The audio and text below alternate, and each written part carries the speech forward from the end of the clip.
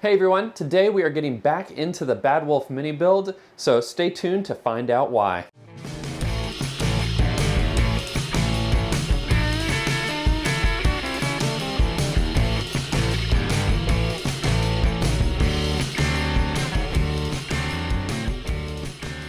Alright guys, so if you have watched any of my more recent episodes, or you have been on my live stream, the premiere, I've mentioned this a couple times off and on. When I put together the engine before, I did that whole video on how to set your cam timing, that video, and while the method that I explained to you guys was right, I accidentally did my math wrong. If you go back and watch the video, see if you can figure out where I mentioned the time wrong, and well, the result is that the car is too advanced. So what that means is that I do need to retime that adjustable cam gear that I have. I've been back and forth on this a few times because really my engine has been out of my car a lot of times. I think we are up to, let's see here, 7 times that I've pulled my engine. And now granted, most of those times were elective decisions to pull out the engine, and it's not like I had a million problems that I had to pull the engine a few times. But at this point I had to make the executive decision whether or not I would try and retime it with the engine sitting inside the car,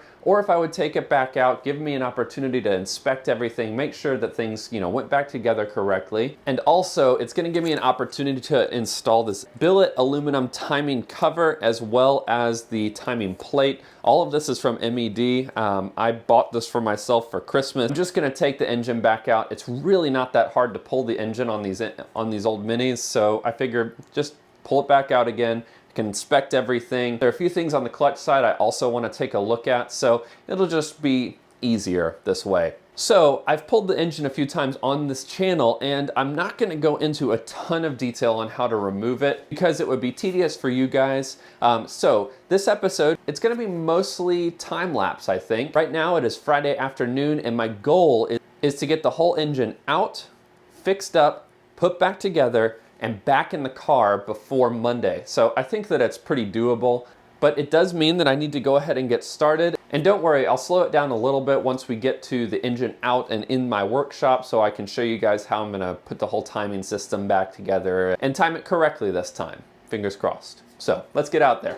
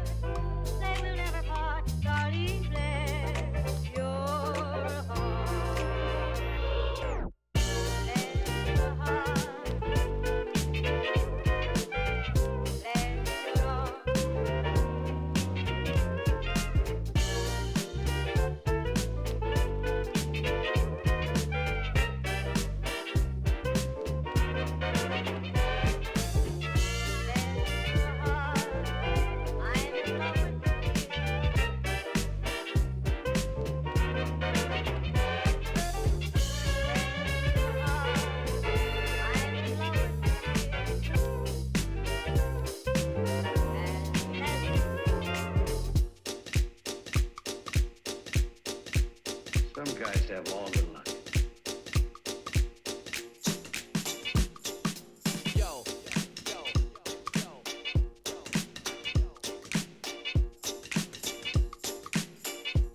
But now we're getting some action.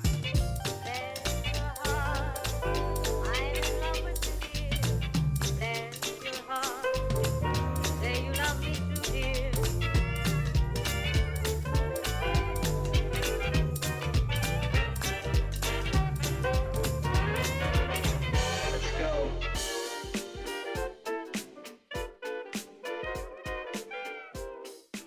All right, folks, so engine's out of the car again. So that's 8. Let's go ahead and add one to that counter.